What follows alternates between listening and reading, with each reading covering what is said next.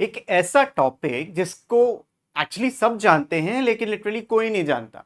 Probability इसी तरीके से कुछ काम करता है। प्रोबेबिलिटी आप हर जगह यूज करते हो जाने अनजाने में, लेकिन जब यूज करने की बारी आती तो सब गायब हो जाता है। प्रोबेबिलिटी का सबसे ज्यादा यूज आपके डे टू डे लाइफ में भी होता है, और आप मुझे कमेंट्स में बताना और कहाँ पे आप प्रोबेबिलिटी का यूज देखते हो। खैर, आज के वीडियो में हम बात करने वाले हैं चैप्टर 9 की पहली एक्सरसाइज एक्सरसाइज 9.1 की, और उससे जुड़े जितने भी एलिमेंट्स जितनी भी चीजें उन सबको डिस्कस करेंगे। जरूरी क्या है? जरूरी यह है कि क्लास 11th में जो प्रोबेबिलिटी आपको पढ़ाई गई थी वो याद जरूर होनी चाहिए। क्या होते हैं रैंडम एक्सपेरिमेंट्स, क्या होते हैं इवेंट्स, ये सारी बातें याद होना जरूरी है।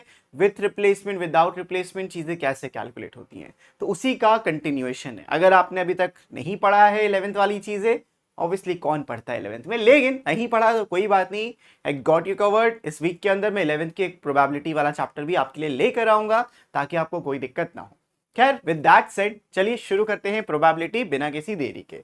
हमें एक्चुअली इस चैप्टर में शुरू करना है रैंडम वेरिएबल से कि ये रैंडम वेरिएबल होता क्या है। देखो, आपकी बुक में बहुत सारी वियर्ड सी लैंग्वेज लिखी होती है जो आपको पढ़ के बिल्कुल समझ नहीं आता, और जो टीचर स्कूल में बताते हैं तो वो एकदम सर के ऊपर से आता है, लगता है यार खुद ही पढ़ लेते हैं। अच्छा, तो एक्चुअल में होता क्या है मैं आपके लिए बहुत सिंपल वे में लिख के लाया हूं, आप खुद भी रीड कर सकते हो।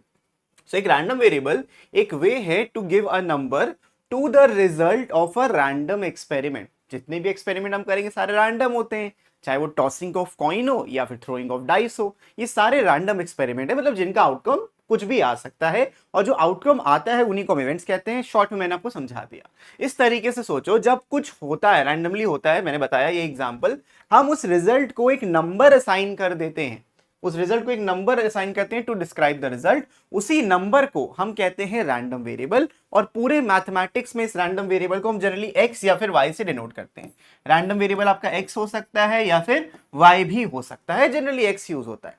और इसी रैंडम वेरिएबल की आपको प्रोबेबिलिटीज कैलकुलेट करनी है, जिसको हम इस तरीके से लिखते हैं, probability of the particular random variable. इसको रीड करते हैं और कुछ नोट्स में आपको दूंगा, स्पेशली दिस पीडीएफ। ये आपके लिए बहुत ही ज्यादा यूजफुल होने वाली है, क्योंकि इसमें सोल्यूशन तो होगा ही एक्सरसाइज 1 का, लेकिन साथ साथ सब एक्सप्लेनेशन भी है इजी मैनर में। डिफिकल्ट तो आपकी बुक में भी है, इजी मैनर में चाहिए तो कहां जाना है? डिस्क्रिप्शन में जाओ, ऐप डाउनलोड करो, फ्री मटेरियल में जाके सब कुछ मिल जाएगा।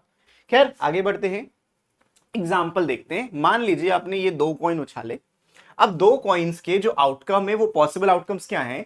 हो सकता है दोनों में हेड्स आ जाए, हो सकता है एक में हेड दूसरे में टेल, या पहले में टेल दूसरे में हेड, या दोनों में ही टेल हो। तो ये 2 कॉइन्स के ये आउटकम्स आ सकते हैं। अब इन आउटकम्स को मैं एक नंबर असाइन करना चाहता हूं, तो उस नंबर के लिए मुझे डिफाइन करना होगा। तो यहां पे मैं आपको 2 एग्जांपल्स दिखा रहा हूं, एक्स और वाई दोनों लेके। एक्स में हम लिख दे रहे हैं नंबर ऑफ हेड्स, और y में हम लिख दे रहे हैं नंबर ऑफ टेल्स। तो अब बात को समझो, जो भी हमारे आउटकम्स थे, x में जब नंबर ऑफ हेड्स थे, तो अगर आउटकम में 2h है, 2 बार हेड्स है, तो नंबर ऑफ हेड्स इसमें कितने हो गए? 2 हो गए। एक हेड एक टेल है, लेकिन हम कंसर्न हैं सिर्फ नंबर ऑफ हेड्स से, तो इसमें कितने हेड्स हैं? सिर्फ एक ही हेड है। इसमें टेल और हेड, इसमें कितने हेड्स हैं? इसमें भी एक ही हेड है। अगर दोनों ही टेल कॉइन में टेल आया था तो कोई भी हेड नहीं है, यानी कि 0 नंबर ऑफ हेड्स आपके आ गए। तो जो पॉसिबल वैल्यूज हैं वो 0, 1 एंड 2 हैं। क्या ये बात समझ में आई? अब इस टेबल को देखिए, इस टेबल में भी कुछ सेम तरीके से डिस्क्राइब किया गया है। यहाँ पे हम वाई ले रहे हैं, एक रैंडम वेरिएबल दूसरा, जिसमें नंबर ऑफ टेल्स लिख रहे हैं। आउटकम्स तो अभी भी वही है, क्योंकि 2 कॉइन्स आप उछाल रहे थे, आउटकम्स तो ये आएंगे। तो भाई दोनों हेड में कितने टेल्स हैं? एक भी नहीं है। एक हेड एक टेल यानी एक टेल, टेल हेड तब भी एक टेल। अगर 2 टीटी है यानी कि 2 टेल्स आपके आ रहे हैं। इसके भी जो पॉसिबल वैल्यूज हैं 0, 1, 2। आप कहोगे सर सेम ही तो है, एक्चुअल में नहीं। एक्स एंड वाई की सेम वैल्यू जरूर आ रही है, बट सेम नहीं है, बिकॉज वो 2 डिफरेंट थिंग्स को काउंट कर रही हैं। एक हेड्स काउंट कर रहा है तो दूसरा टेल्स काउंट कर रहा है। बात समझ में आई? ये है रैंडम वेरिएबल का बेसिक। एक और एग्जांपल से समझ लो अगर समझने में दिक्कत है। मान लीजिए एक बैग है, उसमें कुछ बॉल्स पड़ी हैं। इस बैग में 5 रेड बॉल्स थी, 3 ब्लैक बॉल्स थी और 4 व्हाइट बॉल्स थी। अब हम क्या करेंगे? हमें 3 बॉल्स निकालनी है। We draw 3 balls at the time, और एक्स में हम बोल रहे हैं कि it will represent the number of white balls draw. हमारे पास बॉल्स इन टोटल कितनी थी? 5, 3, 4, टोटल 12 बॉल्स। एक बैग में टोटल 12 बॉल्स थी, 12 बॉल्स थी, उसमें से मुझे 3 निकालनी है, ठीक है। ये मेरा रैंडम एक्सपेरिमेंट है, taking out 3 balls from a bag of 12 balls is my random experiment. अब उसके आउटकम जो है वो क्या आ सकते हैं, उसी को मैं बोल रहा हूं कि रैंडम वेरिएबल डिफाइन करेंगे x as the number of white heads. ये चीज आप डिफाइन करते हो या क्वेश्चन के बेसिस पे डिफाइन होती है। आप व्हाइट बॉल चाह रहे हो, आप रेड भी बोल सकते थे, आप ब्लैक भी बोल सकते थे, हम व्हाइट बॉल चाहते हैं देखना। तो देखो क्या आउटकम्स हैं, अगर आप 3 बॉल्स निकालते हो, if you get 0 white balls, तो आपकी तीनों क्या होंगी, या तो black ball, if you get 0 white balls यानी x इज इक्वल्स टू 0 है, लाइक B3। ये केस एक बता रहा है कि इसमें तीनों ब्लैक बॉल्स आ गई, बट इसके और भी मल्टीपल केस हो सकते थे, लेकिन हम उन केसेस में नहीं फंसना, हमें बस ये समझना है कि व्हाइट बॉल्स अगर 0 है तो आपका x 0 है, अगर आपके पास एक व्हाइट बॉल है तो x 1 है, B2 W1। ये एक एग्जाम्पल दे रहा है, लाइक लिखा है, एक एग्जाम्पल है, इसके और भी एग्जाम्पल हो सकते हैं, लेकिन उसमें मैं टेंशन नहीं लेनी। जैसे 2 ब्लैक 1 व्हाइट था, तो ये भी हो सकता था एक रेड है एक ब्लैक है एक व्हाइट है, तब भी वो x की वैल्यू 1 ही आपको देगा। तो आपको बस ये काउंट करना है कि अगर आप 3 बॉल्स देखो निकाल रहे हो, तो या तो आपकी 0 व्हाइट बॉल्स निकले हैं, या तो एक निकले हैं, या तो 2, या तो तीनों ही व्हाइट हैं। तो यही 4 केसेस होते हैं, और इसीलिए x की वैल्यू 1 2 0 1 2 3 होता है। इसकी प्रोबेबिलिटी कैसे कैलकुलेट करने है वो तो आगे बताऊंगा, लेकिन रैंडम वेरिएबल को डिफाइन करना तो सीखो। ये एग्जांपल समझ में आया? तो अगर ये चीज समझ में आई है तो बढ़िया, इसकी एक बार समरी देख लेते हैं। तो रैंडम वेरिएबल क्या था, एक नंबर था जो एक आउटकम को डिस्क्राइब करता है। It depends on the experiment, हर एक एक्सपेरिमेंट का रैंडम वेरिएबल की जो वैल्यू है वो डिफरेंट डिफरेंट होगी। ये नहीं कि कॉइन्स वाला हमने देखा था तो 3 ही वैल्यूज आई थी तो सब में 3 आएंगे, ऐसा नहीं है। हर एक्सपेरिमेंट के different number of random variable आएंगे। It's called random because the result is certain. Obvious सी बात है यार, वाइवा वाला क्वेश्चन है। You define it based on what you want to measure. ये मैंने आपको बताया, आप नंबर ऑफ हेड्स डिफाइन कर सकते हो, आप नंबर ऑफ व्हाइट बॉल्स, जो हमने एग्जांपल लेके यहाँ पे किया। क्लियर है? तो ये हो गया इसकी समरी। अब बढ़ते हैं एक्चुअल में जो पढ़ना है हमको, प्रोबेबिलिटी डिस्ट्रीब्यूशन। ये चैप्टर 2 तरीके की प्रोबेबिलिटी डिस्ट्रीब्यूशन पे काम करता है। एक होता है डिस्क्रीट और दूसरा होता है कॉन्टिन्यूअस। ये ग्राफ कॉन्टिन्यूअस का बना है, लेकिन अभी हमें डिस्क्रीट पढ़ना है। डिस्क्रीट के लिए इन रैंडम वेरिएबल्स का ही यूज करना है। डिस्क्रीट मतलब आइसोलेटेड इवेंट्स हैं। तो हमें एक एक्सपेरिमेंट किया, डिफरेंट आउटकम्स आ सकते हैं, और अगर हम हर एक रैंडम वेरिएबल को नंबर असाइन करते हैं, उस एक्सपेरिमेंट के जितने भी आउटकम्स हैं उनको एक नंबर असाइन करते हैं यूजिंग अ रैंडम वेरिएबल, तो आप हर चीज को आराम से कैलकुलेट कर सकते हो। सो जो ये लिस्ट होगी इन सारे नंबर्स की रैंडम वेरिएबल्स के साथ और उनकी प्रोबेबिलिटी के साथ, उसी को हम कहते हैं प्रोबेबिलिटी डिस्ट्रीब्यूशन। एग्जांपल याद दिलाऊं? अब देखो, जैसे मैंने वो कॉइन को टॉस किया था, एग्जांपल यहाँ पे है आई गेस, यस। तो हमने यहाँ पे ना कॉइन को टॉस किया था, तो ये आउटकम्स आए थे, ये मैंने आपको बताया था। तो अब आप काउंट करोगे x इक्वल्स टू 0 में एक है ये, तो अब इनकी प्रोबेबिलिटी हम काउंट कर रहे हैं। x इक्वल्स टू 0 मतलब एक बार कोई चीज आ रही है। टोटल आउटकम्स हैं कितने आपके, 1 2 3 4, और पूरी प्रोबेबिलिटी आपने सीखा हुआ है किस पे वर्क करती है, कि probability of any event is favourable upon total. ये चीज तो आपने पढ़ा हुआ है, मैं आगे भी आपके लिए वीडियो लाऊंगा ताकि उसको भी आपको ये क्लियर कर दूं। फेवरेबल अपॉन टोटल आउटकम्स, ठीक है। तो यहां पे टोटल कितने थे, 4 आउटकम्स थे फेवरेबल। जैसे x इक्वल्स टू 0 मतलब मैं चाहता हूं कि एक भी हेड ना हो। x इक्वल्स टू 0 का मतलब है कोई भी हेड ना हो। तो एक भी हेड ना होने की प्रोबेबिलिटी कितनी है, 4 केसेस में एक ही केस ऐसा है जिसमें कोई भी हेड नहीं है। x इक्वल्स टू 1 का मतलब क्या है कि एटलीस्ट मतलब एग्जैक्टली एक हेड आपको मिले। तो ऐसे कितने केसेस हैं, एक ये वाला केस है जिसमें एक हेड मिल रहा है, और ये वाला केस है, तो 2 मिला तो 2/4, इसीलिए 1/2। और दोनों हेड्स x इक्वल्स टू 2 का मतलब नंबर ऑफ हेड्स 2 होने चाहिए। कितनी जगह है, एक ही जगह तो है, देखो नंबर ऑफ हेड्स 2, तो यहाँ पे जो प्रोबेबिलिटी होगी 1/4। इसी डेटा को अगर हमें एक टेबल फॉर्म में रिप्रेजेंट करना हो इस तरीके से, तो इसी टेबल को हम कहते हैं डिस्ट्रीब्यूशन टेबल, और रैदर डिस्क्रीट डिस्ट्रीब्यूशन टेबल। ये डिस्क्रीट टेबल बनती है, कॉन्टिन्यूअस की आप टेबल नहीं बना सकते लेकिन कैलकुलेशन कर सकते हो, ठीक है। तो this is called probability distribution of x, जहां पे एक आप इस तरीके से रो बनाते हो जिसमें आप रैंडम वेरिएबल की वैल्यूज लिखते हो, नीचे आप प्रोबेबिलिटी लिखते हो। इसका एक तरीका और है कि आप x ऐसे लिख लो एंड px को ऐसे लिख लो। तो दोनों तरीके के टेबल्स एक्सेप्टेबल हैं, जो आपको अच्छी लगे, 0 1 एंड 2। और इनकी जो प्रोबेबिलिटी आपने ऐसे लिखी हुई है वो ऐसे भी लिख सकते हो, 1/4 1/2 एंड अगेन 1/4। तो इसी चीज को इस तरीके से भी लिखा जा सकता है। दोनों चीजें पॉसिबल हैं, इसलिए मैंने आपको यहां बता दिया। ये बनेगी आपकी डिस्ट्रीब्यूशन टेबल। और हाँ, ये चीज आप लोग ऑब्वियसली और पहले से जानते हो, लेकिन just to remind you, probabilities are always between 0 and 1, कभी नेगेटिव नहीं होती हो, 1 से बड़ी कोई सी चीज के होने के चांस 100% से ज्यादा नहीं हो सकते। अगर कोई चीज कंफर्म हो रही है दैट इज श्योर इवेंट, तो 100% यानी उसकी प्रोबेबिलिटी 1 है। लेकिन अगर कोई चीज नहीं हो रही that is impossible event, probability 0। सब चीजें बाद में डिस्कस करेंगे। The total of all probabilities must be 1। Random variable के साथ ये है, जितना भी डिस्ट्रीब्यूशन टेबल में आप बनाओगे उन सबका सम 1 आना चाहिए, जो इसमें भी आप नोटिस कर सकते हो। अगर इन सारे नंबर्स को आप ऐड करोगे 1/4 1/4 1/2 1/2 एंड 1/2 1, तो अगर इनको मैं ऐड करूं, इसको मैं बोलता हूं सिग्मा px, तो ये वैल्यू हमेशा 1 होनी चाहिए। ठीक है, ये वाली जो लाइन है वेरी वेरी इंपॉर्टेंट। इसका मतलब क्या है कि जो प्रोबेबिलिटी है of all the random variables combined must add up to 1। अगर ये नहीं बन रही है यानी आपकी टेबल गलत बनी है, आपने सारे आउटकम्स को लिस्ट नहीं किया। ठीक है, तो इस तरीके से आपका बनेगा। उसके बाद एक जनरल केस बनाते हैं, मानो मल्टीपल रैंडम वेरिएबल एक ही होता है, उसकी मल्टीपल वैल्यूज हैं x1 x2 x3 xn, जैसे अभी हमने देखा था 0 1 2 3 4, वही सारी वैल्यूज यहाँ पे दी गई हैं और उनकी प्रोबेबिलिटीज दी गई हैं। तो ये इस तरीके से टेबल में लिख सकते हो, जो मैंने आपको ऑलरेडी बता दिया, और वर्टिकल फॉर्मेट में भी लिख सकते हो, चाहे ऐसे लिखो चाहे वैसे, दोनों चल जाता है। ये भी देख लो, इन सारी वैल्यूज का जो P1 P2 P3 Pn जितनी वैल्यूज हैं, ये हमेशा 0 1 से बीच में होंगी, और इन सबका सम, ये वाला जो लाइन है, इन सबका sum must add up to 1। ठीक है, सम इसका 1 होगा। To find how likely event, अब यहाँ पे दो केसेस आते हैं, वही एटलीस्ट एटमोस्ट वाले, वो भी मैं आपको समझा देता हूं।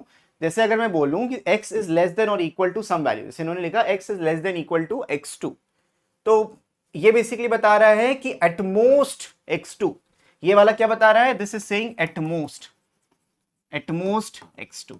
और जब मैं एटलीस्ट की बात करूंगा, जैसे मैंने बोला किसी की प्रोबेबिलिटी एटलीस्ट 2 है या एटलीस्ट 2 हेड्स आ रहे हैं, तो आपका जो रैंडम वेरिएबल है वो 2 से बड़ा होना चाहिए। x जो आप निकालोगे, वैल्यूज निकालोगे, that is greater than equal to 2। इसको हम क्वेश्चंस के थ्रू ज्यादा अच्छे से समझ पाएंगे। ठीक है, तो ये बेसिक चीजें थी। अब आते हैं हम डायरेक्टली एक्सरसाइज के ऊपर। इसमें 10-11 क्वेश्चंस हैं, इसको जल्दी से निपटाते हैं। लेकिन अगर अभी तक की यहाँ की एक्सप्लेनेशन समझ में आई तो बेटा लाइक कर दो, सब्सक्राइब कर दो, और ऐसे वीडियोस आपके लिए लगातार मैं डेली लेकर आता हूं, ताकि आप पढ़ते रहो और सीखते रहो। चलो पहले क्वेश्चन को देखते हैं। अ random variable x has the following probability distribution. Okay, कुछ डिस्ट्रीब्यूशन यहाँ पे दिया है, ये x है और इनकी प्रोबेबिलिटीज हैं। Determine the value of a। अब देखो डिटरमाइन कैसे करोगे वैल्यू, a सिर्फ प्रोबेबिलिटी के अंदर है, और आपको पहले पार्ट को ध्यान में रखना है कि जो भी इन सब का सम होता है, sigma of px, this must add up to 1 only. यानी जितने भी ये लिखे हैं, देखो a plus 4a plus 3a plus 7a plus 8a and 10a and 6a, ये सारा का सारा नंबर जो होना चाहिए 1 के बराबर होना चाहिए। अब आप इनको ऐड करो, देखो 5 10 15 15 और 8 23 23 29 39, तो a की वैल्यू 1/39 आ जाएगी। ठीक है, एक बार ऐड कर लो, 1 5 5 8 8 7 15 15 एंड 8 15 8 23 33 39। ठीक है, तो यहां से मिल जाएगा आपको 39a इज इक्वल्स टू 1, तो a आ जाएगा 1/39। तो ये नंबर कुछ भी आ सकता है। अब 1/39 यानी आपकी टेबल जो ये a लिखा था, ये एक्चुअली में 1/39 था। ये वाली वैल्यू 4/39 थी, ये वाली वैल्यू 3/39 थी। तो ये सारे नंबर्स आपके इस तरीके से ओपन हो जाते हैं, 7/39 एंड सो ऑन। अब ये क्यों छोड़ें, इसको भी लिख देते हैं, 8/39 10/39 और ये आ जाएगा 6/39। ये सारी वैल्यूज हमने ऐसे लिख दी, आपको जरूरत नहीं है, बस मैं सिर्फ समझाने के लिए लिख रहा था। a मिल गया। अब a मिल गया आपको, यहाँ पे सारे वैल्यूज निकालते हैं। देखो सेकेंड पार्ट में x इज लेस देन 3, तो पार्ट ए में ये जो बोला है probability of x less than 3 का मतलब क्या होता है, इसको बोलते हैं हम एटमोस्ट 2 बोल सकते हो, या फिर लेस देन 3 बोल सकते हो। x is less then 3। अब x इज लेस देन 3 में आपके पास वैल्यूज आ जाएंगी जब x 0 रहा होगा, वो वैल्यू भी आएगी जब x 1 था, और वो वैल्यू आएगी जब x आपका 2 था। सिर्फ यही तो वैल्यूज आएंगी, और कोई वैल्यू आ सकती है? नहीं आ सकती। तो इतनी वैल्यूज आपको यहाँ पे मिल जाएंगी।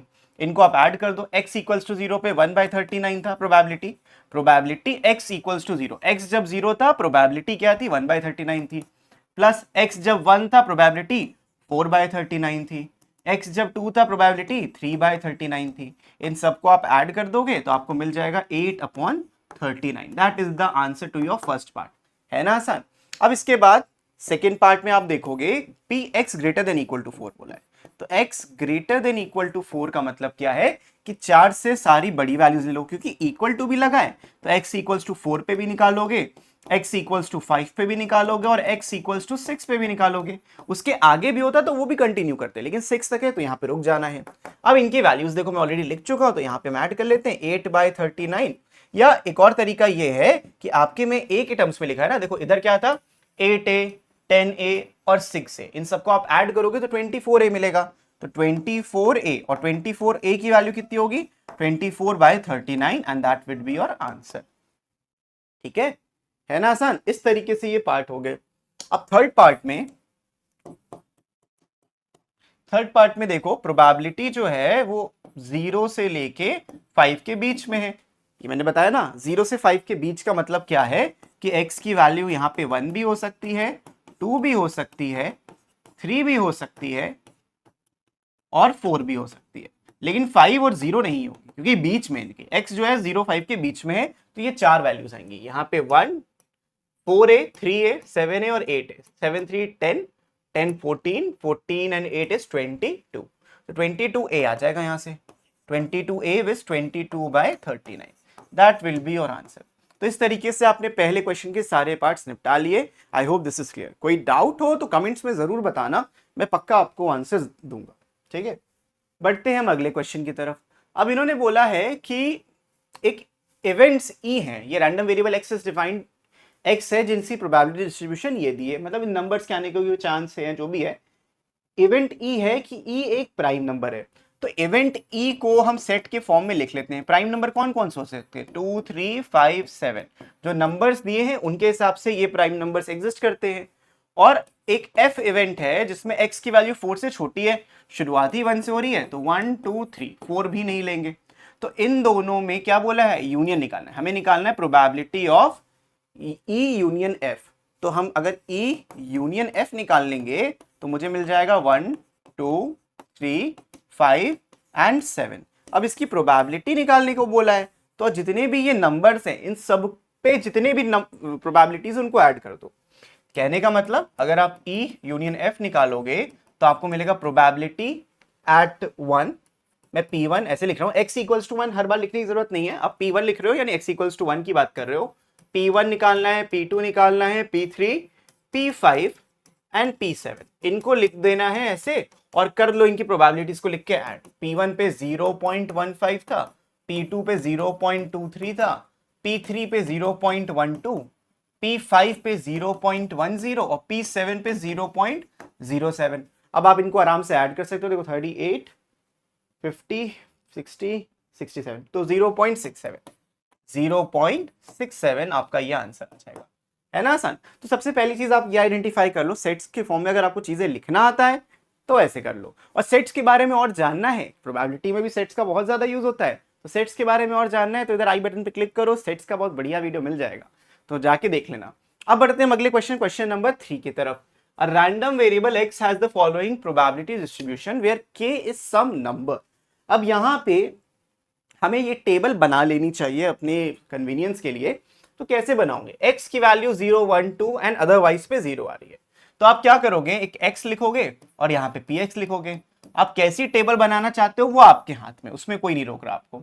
मानो यहाँ पे x की वैल्यू 0 पे कुछ प्रोबेबिलिटी होगी, 1 पे कुछ प्रोबेबिलिटी होगी, 2 पे होगी, 3 पे होगी, 4 पे होगी एंड सो ऑन, चलता जाएगा, ये चलता जाएगा। लेकिन अच्छी बात इन्होंने ये बोली है कि जितना आप चलते चले जाओ 2 के बाद सब कुछ 0 है, मतलब यहाँ पे जो भी प्रोबेबिलिटी होगी 3 आने की 4 आने की एवरीथिंग इज 0। लेकिन उससे पहले इसके x इक्वल्स टू 0 पे जो प्रोबेबिलिटी वो k है, 1 पे 2k है और 2 पे 3k है, तो ये नंबर आपको मिल जाएगा and that is very very important. अब आपको पहले क्या डिटरमाइन करना है, determine the value of k। तो पहले पार्ट का आंसर आप बहुत ही इजीली तरीके से निकाल सकते हो। पहला पार्ट में यहीं पे लिख देता हूं।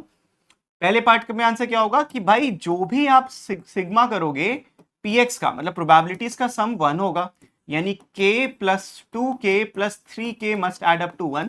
जीरोस को इग्नोर कर लो, जैसे 6 के 1 आ जाएगा और k की वैल्यू आ जाएगी आपकी 1/6। अब अगर k 1/6 आ गया, अब आप चाहे तो एक और नई टेबल बना लो, मन करे तो, वरना उसी में आप एडजस्ट कर सकते हो। ये आ जाएगा 0 1 2 3। अब मुझे उससे ज्यादा आगे कुछ बढ़ना नहीं है। k आया है 1/6, तो यहाँ पे हो जाएगा 1/6, ये हो जाएगा 2/6, ये हो जाएगा 3/6, और इसके आगे सब कुछ 0 था। तो इस तरीके से मैंने टेबल बना दी। अब यहाँ पे हम डिटरमाइन कर सकते हैं एक आंसर। तो पहले पार्ट का आंसर कितना हो जाएगा 1/6। दूसरे पार्ट मतलब दूसरे पार्ट के पहले हिस्से में आपको मिलेगा px लेस देन 2, यानी px इक्वल्स टू 0 पे और px इक्वल्स टू 1 वाली वैल्यू आपको चाहिए। तो x इक्वल्स टू 0 पे 1/6 से, 1 पे 2/6 से, तो आप देख के खाली ऐड कर सकते हो, आंसर आ जाएगा 3/6 और 1/2। ये हो जाएगा आपका फाइनल आंसर। वैसे इसमें भी देखो इक्वल टू लगा दिया। अब इक्वल टू लगाने से क्या हो गया, P0 P1 और P2, मतलब सब कुछ ऐड कर दिया। लेस देन इक्वल टू सब कुछ ऐड करके आपको क्या मिलेगा, ऑब्वियस सी बात है 1 मिलेगा, देख के समझ में आ रहा है। और अगर इसको देखोगे greater than equal to 0, greater than equal to 2, तो P2 P3 and so on infinitely जाएगा। लेकिन P2 की वैल्यू 3/6 है, बाकी सब की वैल्यू 0 0 0, इनफाइनाइट 0 ऐड करोगे तो 0 ही मिलेगा ना। तो 3/6 में कुछ भी ऐड कर दो वो क्या रहेगा, 3/6 रहेगा। कोई जितने भी 0 ऐड करना कर लो। आई बात समझ में? ये भी क्वेश्चन आसान था। तो क्वेश्चन 3 इस तरीके से आपको करना है।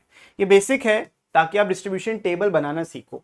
यहां से प्रैक्टिकल क्वेश्चन शुरू होते हैं और बहुत ही ध्यान से हमें समझना है। A coin is toss twice और टू कॉस्ट आर टॉस साइमल्टेनियसली। दोनों चीजों का मीनिंग सेम है। चाहे आप एक कॉइन को ऐसे करके 2 बार उछालो या 2 कॉइन साथ में उछाल दो, सेम ही रिजल्ट मिलता है। So find the probability distribution of x and the number of heads. तो यहां पे ये बोल रहा है ना, एक्स को ले लो एज नंबर ऑफ हेड्स ले लो, ठीक है, ले लिया। और मुझे क्या निकालना है, प्रोबेबिलिटी डिस्ट्रीब्यूशन निकालना है जब नंबर ऑफ हेड्स हैं। अब मैंने आपको ऑलरेडी बता रखा है कि अगर आप 2 कॉइन्स को टॉस करोगे तो head head, head tail, tail head और टेल टेल मिलेगा। इस पे कुछ पता नहीं कितने क्वेश्चन कर चुके हो तुम। तो x and probability of x निकालनी है, और ये मैंने आपको एग्जाम्पल में ही ऑलरेडी समझा दिया था। तो क्या करना, 0 1 एंड 2 हम यहाँ पे लिख दे रहे हैं। 0 का मतलब है नंबर ऑफ हेड 0 हो। सिर्फ एक ही केस ऐसा है जिसमें दोनों टेल्स थे, 1/4 हो जाएगा। एक हेड्स 2 केसेस में है तो 2/4 हो जाएगा। और यहाँ पे 2 हेड सिर्फ एक केस में, तो यहाँ पे भी 1/4। अपना आंसर चेक करने के लिए बस इतना देख लेना कि इस कॉलम का जो सम है वो 1 होना चाहिए। ये हो गया पहला पार्ट, बस इतना ही था, खत्म। If a random variable of y as defined as the number of tails, find the distribution of y. तो y is equals to number of tails लिख देने का। और मैंने अगेन ये क्वेश्चन आपको ऑलरेडी करा रखा है, तो आप मजे से और भी कर सकते हो। इधर y लिखेंगे और मैं यहाँ पे p ऑफ y लिखूंगा, p ऑफ x नहीं। तो जो भी रैंडम वेरिएबल उसी की प्रोबेबिलिटी 0 1 एंड 2। तो 0 टेल्स, यहाँ पे नंबर ऑफ टेल्स, 0 टेल्स कब आएंगे, जब दोनों हेड्स हो 1/4।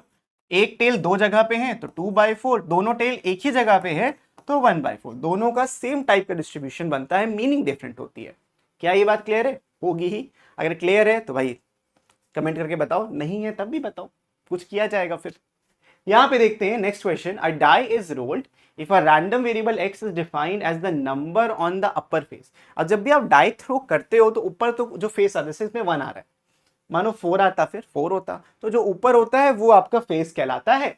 और रैंडम वेरिएबल x को हम डिफाइन करते हैं as the number on upper face. Basically बता रहा है डाई फेंका, कौन सा नंबर ऊपर आया है ये बताओ। इसकी डिस्ट्रीब्यूशन टेबल बनानी है। अब बच्चों डाइस के बारे में बेसिक आप सबको पता है ना। ऐसे बना लेते रुको, x एंड ये स्ट्रेट लाइन गई, इधर बन जाएगा px। या तो डाइस पे 1 लिखा होता है, 2 4 2 3 4 5 एंड 6। ये सारे नंबर्स आपको डाइस के ऊपर देखने को मिलते हैं अगर अच्छा वाला डाइस यूज कर रहे हो। तो यहाँ पे इसकी प्रोबेबिलिटी भी 1/6। ये सारे इक्वली लाइकली होते हैं, तो सब में बस आपको ऐसे 1/6 भर देना था एंड यू आर डन। है ना आसान? ये था क्वेश्चन नंबर 5। देखो क्वेश्चन नंबर 5 तक हम कितने इजीली निकल आए, कुछ पता भी नहीं चला, इतनी जल्दी इतना पढ़ भी लिया। खैर अब बढ़ते अगले क्वेश्चन के ऊपर, क्वेश्चन नंबर 6। यहां से चीजें इंटरेस्टिंग होना शुरू होती हैं।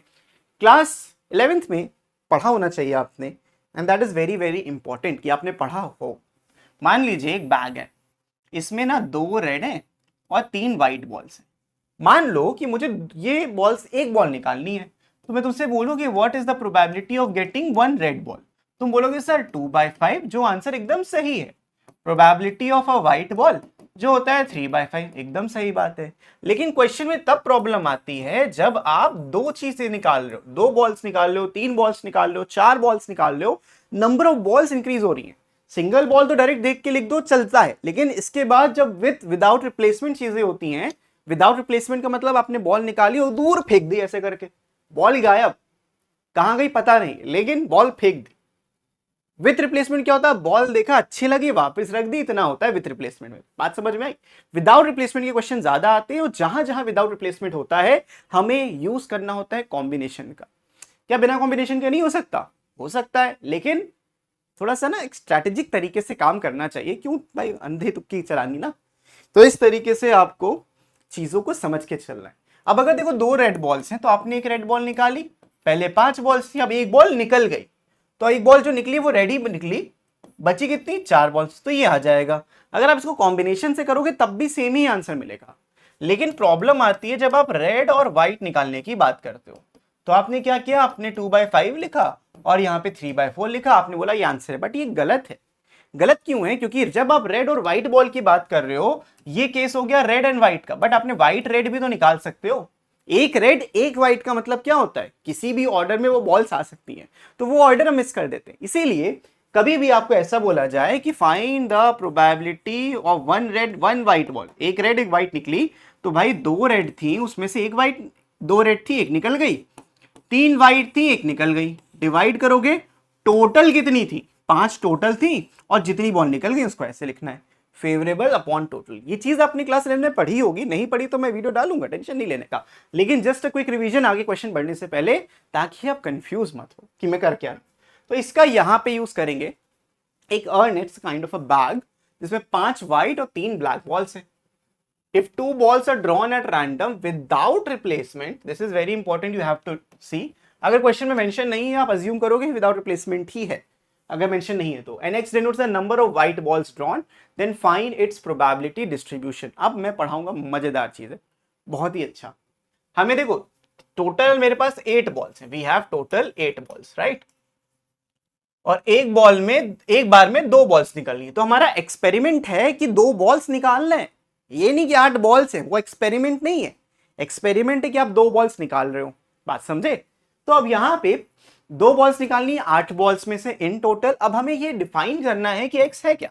एक्स है as the number of white balls, number of white balls white और ब्लैक के बीच में। अब जो ये नंबर है वो कई तरीके से एग्जिस्ट करता है। जैसे यहां पे एक्स को लिख लेते हैं और इसकी प्रोबेबिलिटी, मुझे यही निकाला ना, डिस्ट्रीब्यूशन टेबल बनानी है, तो डिस्ट्रीब्यूशन टेबल कुछ इस तरीके से बन जाएगी। यहां बस मुझे नंबर निकलना है। तो देखो जब मैं बॉल्स निकालूंगा, दोनों व्हाइट निकल सकती हैं, एक व्हाइट एक ब्लैक निकल सकती है, दोनों ब्लैक निकल सकती हैं। 2 बॉल्स में और कोई केस नहीं बनता। हाँ, एक और बनता है जब आप ब्लैक व्हाइट बोलो, लेकिन वो इसी के अंदर आ जाता है। 4 केस इन टोटल हैं अपने पास, दोनों व्हाइट एक ब्लैक, ब्लैक व्हाइट और ब्लैक एंड ब्लैक। 4 केसेस होती हैं जब आप 2 बॉल्स निकालते हो। लेकिन व्हाइट कितनी है हमें वो काउंट करना ना। एक केस ऐसा था जहां पे दोनों ही व्हाइट थी, तो आपके पास या तो बिल्कुल व्हाइट नहीं निकलेगी, उसकी प्रोबेबिलिटी निकालेंगे, एक व्हाइट निकलेगी उसकी प्रोबेबिलिटी निकालेंगे, या दोनों ही व्हाइट निकलेगी उसकी भी प्रोबेबिलिटी हम कैलकुलेट करने वाले। बात समझ में आ रही ना? इस तरीके से आपको पहले बनाना है डिस्ट्रीब्यूशन टेबल। पहले तो ये अंडरस्टैंड करो कि कितनी बॉल्स निकाल सकते हो और कैसे निकाल सकते हो। 0 1 एंड 2।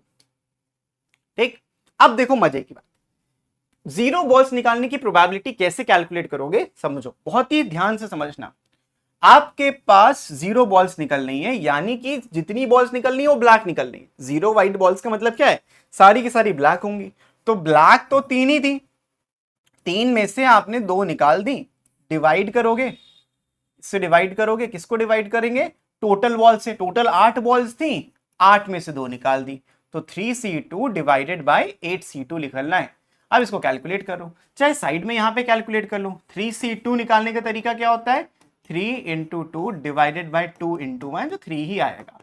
और 8c2 के लिए क्या करोगे, 8 इंटू 7 डिवाइडेड बाई 2 इंटू 1, यहां से आ जाएगा 28। क्लियर? तो आपको ये जो नंबर मिलेगा 3c2 which is 3/28, this number is 3/28, this is what you are getting. एक व्हाइट बॉल होने का मतलब क्या है, आपने एक व्हाइट निकाली है, एक ब्लैक निकाली है, टोटल 5 व्हाइट थी।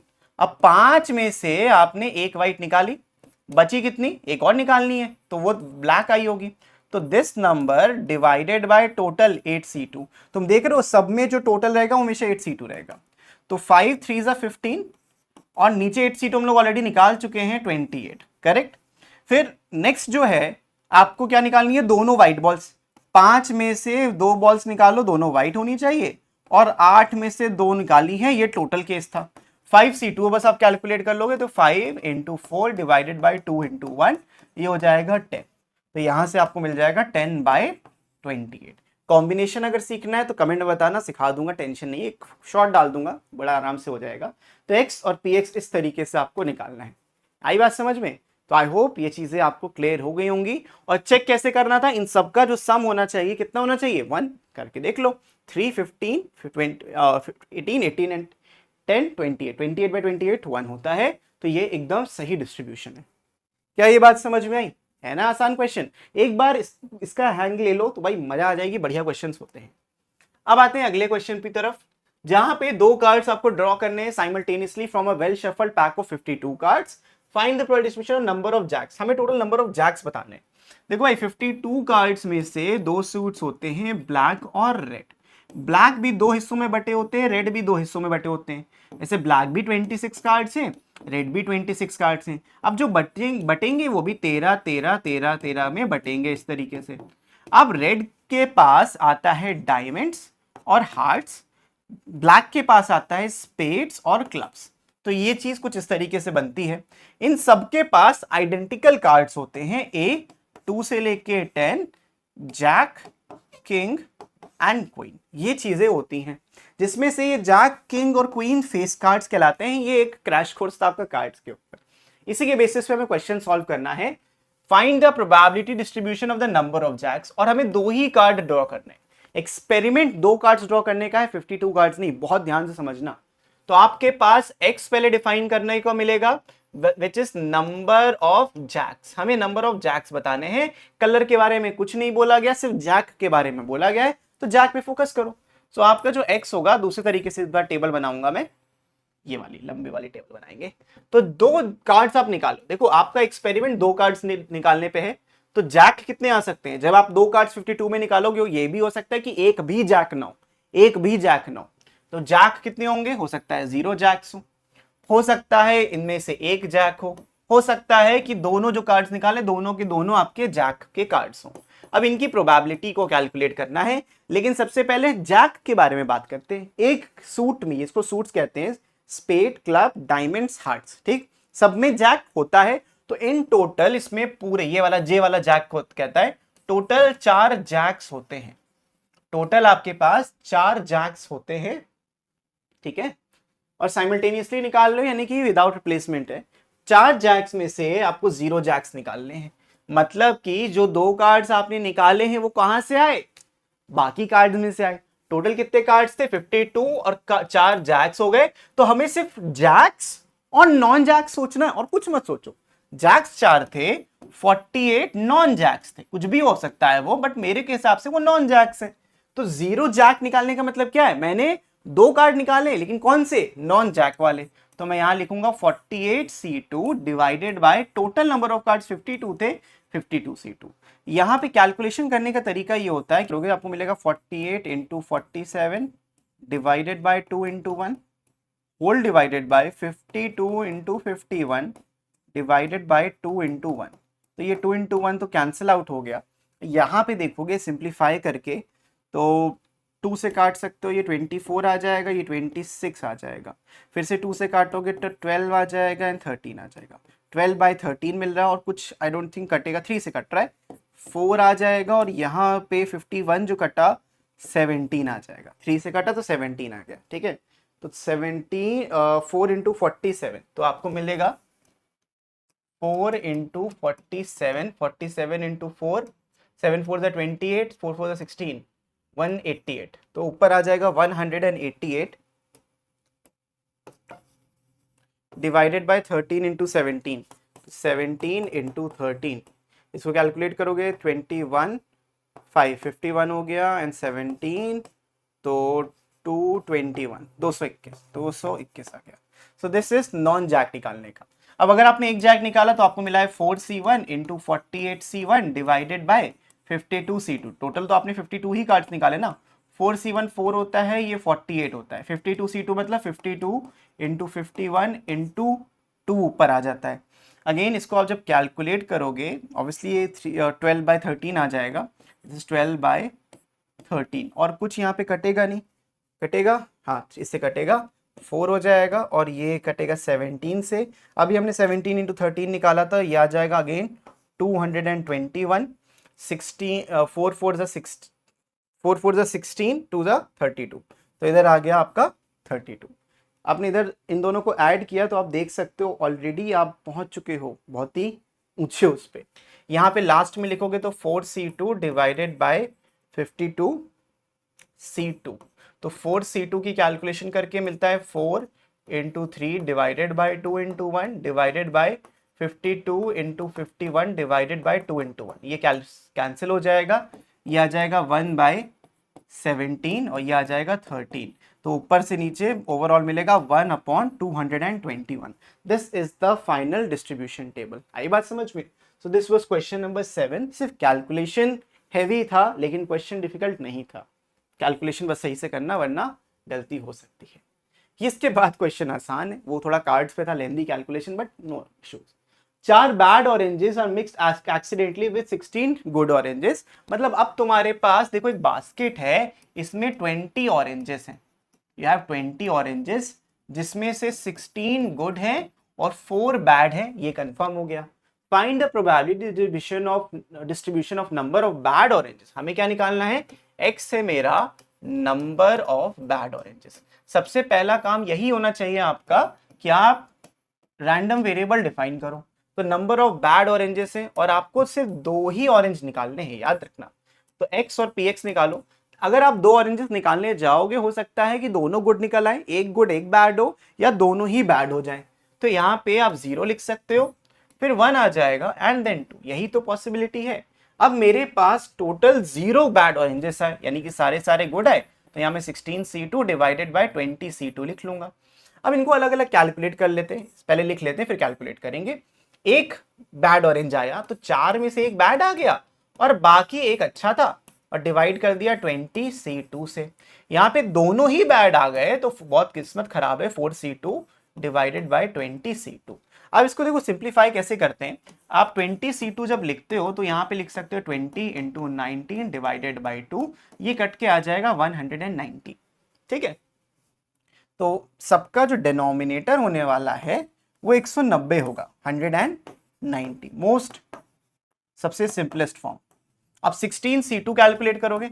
16C2 के लिए 16 इंटू 15 डिवाइडेड बाई 2 इंटू 1, ये हो जाएगा 15 8 जा 120 होता है, तो यहाँ मिल जाएगा आपको 120।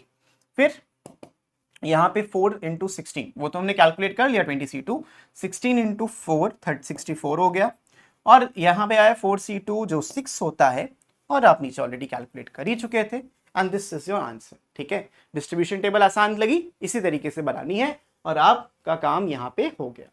ठीक है, आई होप दिस इज क्लियर। बढ़ते हैं हम अगले को सवाल के ऊपर, क्वेश्चन नंबर 9, 10 एंड 11। 3-4 क्वेश्चन और बचे हैं, then will be done with this chapter. Question में बोला गया है 3 balls are drawn 1 by 1 without replacement. मैंने बोला नहीं भी बोला, ये लोग नहीं भी बोलेंगे अगर, तुमको अज्यूम ये करना है कि विदाउट रिप्लेसमेंट है।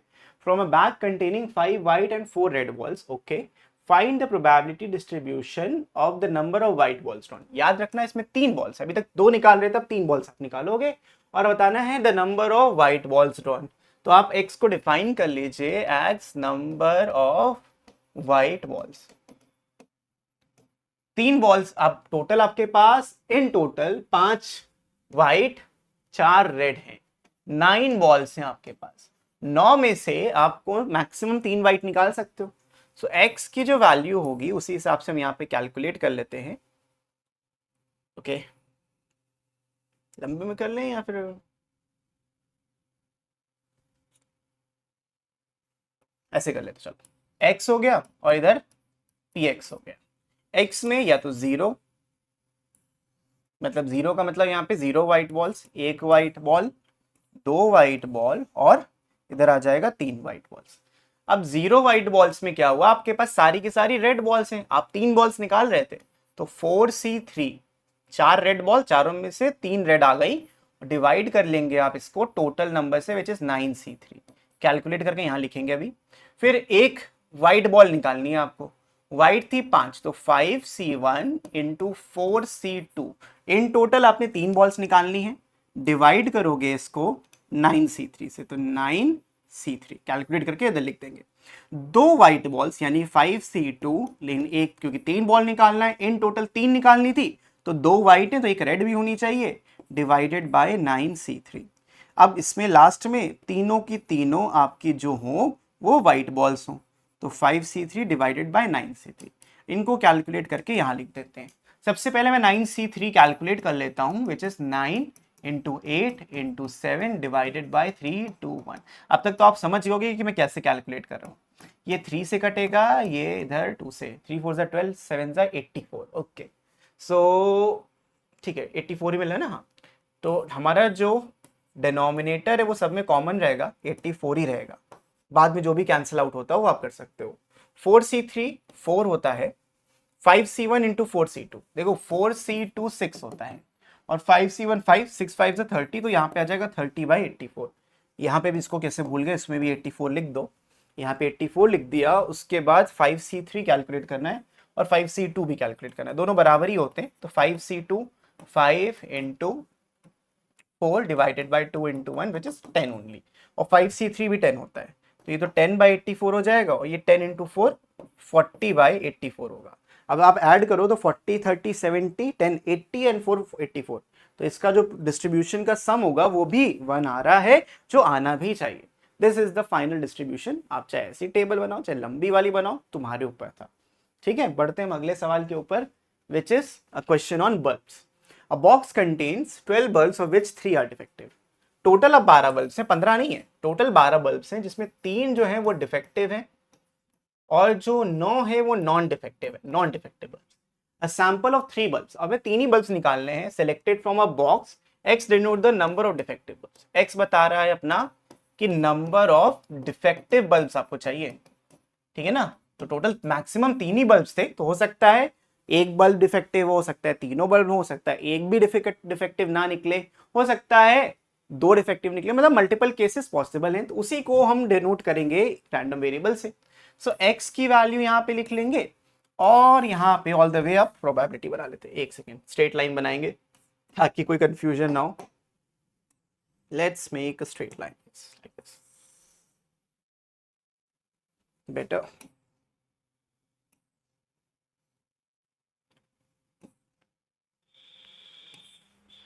देखो ऑब्वियस सी बात है, अगर आप 3 बल्ब्स निकाल रहे हो तो there would be 0 defective, 1 defective, 2 defectives और ऑल डिफेक्टिव। 3 ही बल्ब्स हैं और 3 ही मैक्सिमम डिफेक्टिव भी हैं। अब इनकी प्रोबेबिलिटी को कैलकुलेट करेंगे सेम लॉजिक से। 0 डिफेक्टिव बल्ब का मतलब है कि सारे के सारे नॉन डिफेक्टिव, और आप टोटल बल्ब्स कितने निकाल रहे हो, 3 बल्ब्स निकाल रहे हो, मतलब 9 में से जो निकले हैं टोटल बल्ब्स आपके 10 12 थे। देखो सब में जो टोटल बल्ब्स थे वो 12 थे, तो 12C3, 12 में से आपको 3 बल्ब निकालने, और ऊपर कर लेते हैं इसको, 12 में से आपको 3 बल्ब निकालने हैं, यहाँ पे भी 12 में से 3 ही बल्ब निकालने हैं, यहाँ पे भी 12 में से 3 बल्ब निकालने हैं, यहाँ पे भी 12 में से 3 बल्ब। तो डिनोमिनेटर सबका सेम होता है, क्योंकि टोटल तो आउटकम सेम ही रहेंगे ना, फेवरेबल बदलते रहते हैं। 0 डिफेक्टिव का मतलब कि सारे के सारे नॉन डिफेक्टिव निकले। एक डिफेक्टिव का मतलब एक डिफेक्टिव था, बाकी नॉन डिफेक्टिव थे, टोटल तो 3 बल्ब निकालने ही ना तुमको। 2 डिफेक्टिव मतलब 4 डिफेक्टिव में से 2 डिफेक्टिव निकल, सॉरी 3 लिखना ना, मैं गलत लिख रहा हूँ, सॉरी।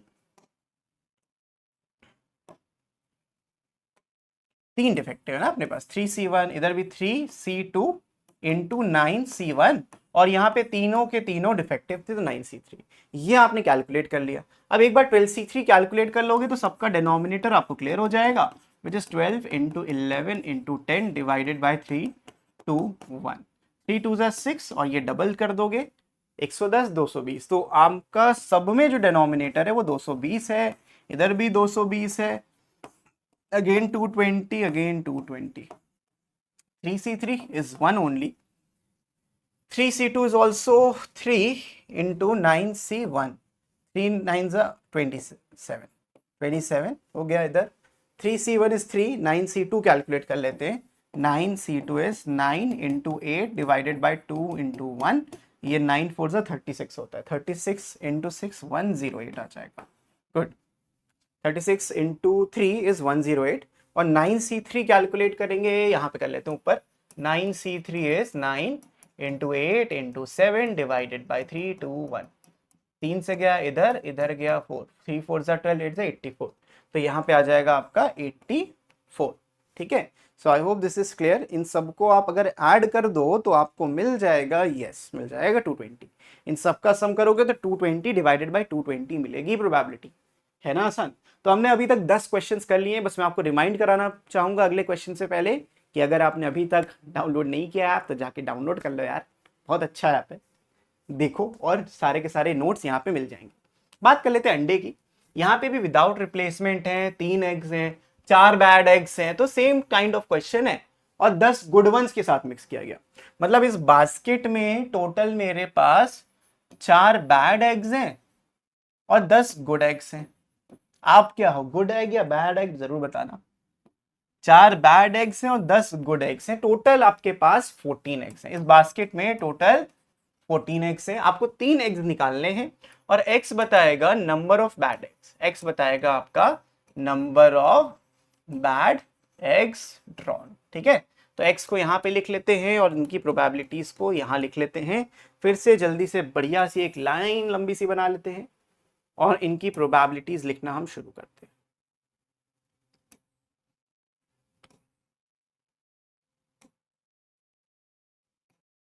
ओके, तो हमने ये टेबल बना ली। नंबर ऑफ बैड एग्स, हमें टोटल 3 एग्स निकालने हैं और बैड होने के चांसेस कितने हैं उसके?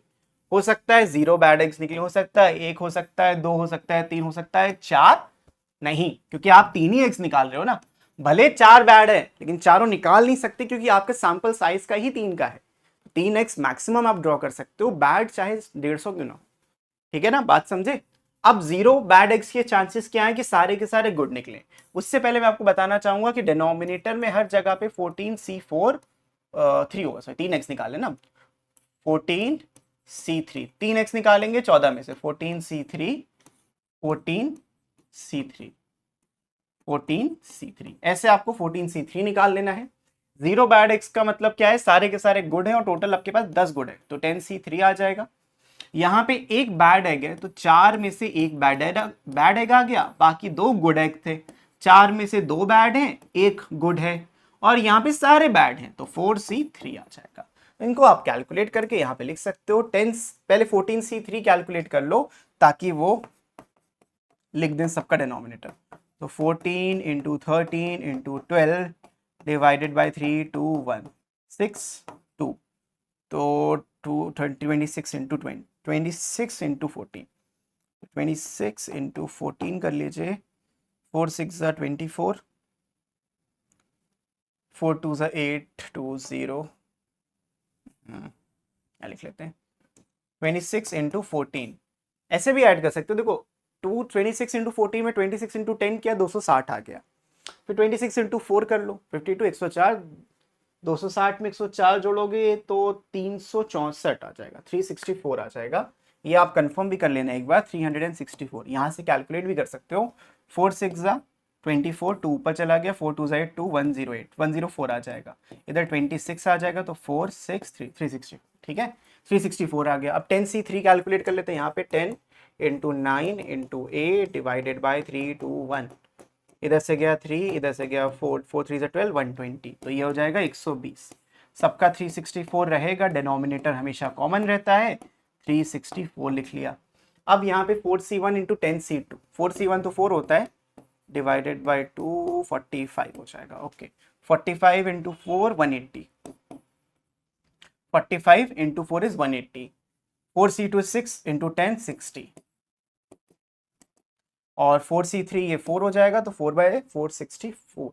so this is what you'll be getting as the final answer। तो ये है डिस्ट्रीब्यूशन टेबल। देखो कितने आराम से बन गई ना। आपको भी बस ऐसे ही बनाना है और एग्जाम में अच्छे नंबर लेके आना है। तो इसी के साथ हमारी पहली एक्सरसाइज कंप्लीट हो गई। मैं मिलता हूँ आपसे नेक्स्ट वीडियो में। नोट्स लेना मत भूलना। तब तक के लिए keep practising, keep learning, take care and bye bye.